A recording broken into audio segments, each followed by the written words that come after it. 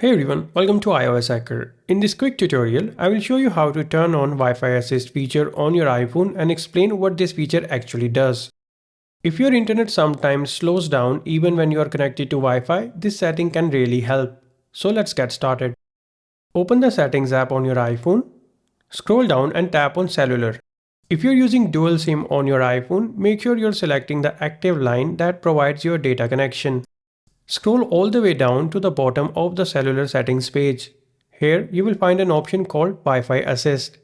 By default, it might be turned off.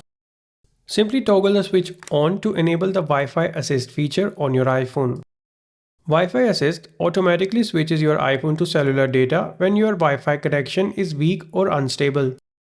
That means if you're watching a video, browsing, or downloading something, your iPhone won't lose connection or slow down just because the Wi-Fi signal got weak. Basically, it makes sure you stay connected, seamlessly switching between Wi-Fi and mobile data when needed.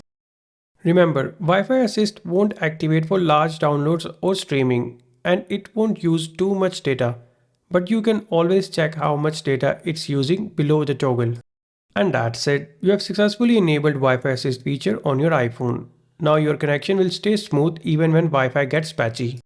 If you found this video helpful, don't forget to hit the like button, subscribe to our channel and hit the bell icon for more quick iPhone tips and tutorials. Thanks for watching.